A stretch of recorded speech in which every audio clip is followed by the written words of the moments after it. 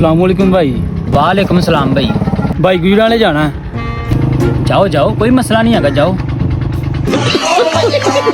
मेरे कहने का मतलब है रास्ता गुजराले ਨੂੰ ਜਾਂਦਾ ਹੈ। ਇਹ ਰਾਹ ਕਿਤੇ ਨਹੀਂ ਜਾਂਦਾ ਹੈਗਾ, ਇਹ ਤੇ ਖੁਦ ਤੁਹਾਨੂੰ ਚੱਲ ਕੇ ਜਾਣਾ ਪੈਣਾ ਹੈ। ਨਹੀਂ ਯਾਰ ਉਹ ਭਾਈ ਯਾਰ ਗੱਲ ਤੇ ਸੁਣ, ਇਹ ਗੁਜਰਾਲਾ ਕਿਹੜੀ ਤਰ੍ਹਾਂ ਸਾਡਾ ਮਤਲਬ ਇਹ ਵੇ ਤੇ ਇੰਜ ਪੁੱਛੋ ਨਾ, ਇਹ ਰਾਹ ਕਿੱਧਰ ਨੂੰ ਜਾਂਦਾ ਹੈ? ਇੱਧਰ ਨਹੀਂ ਤਰ੍ਹਾਂ। खत्म, bye bye, tata, goodbye, गया। justdun ਨਹੀਂ ਇੱਕ ਮਿੰਟ ਯਾਰ ਅਸੀਂ ਸ਼ਾਦੀ ਤੇ ਜਾਣਾ ਤੇਰੀ ਗੁਜਰਾਲੇ ਵੇ। ਤੇ ਜਾਓ ਨਾ ਵਿਆਹ ਤੇ, ਮੇਰੇ ਕੋ ਕਦੀ ਪਰਮਿਸ਼ਨ ਲੈਣ ਦੇ ਪਏ ਹੋ? ਮੈਂ ਤੁਹਾਡਾ ਪਿਓ ਵਾਂ।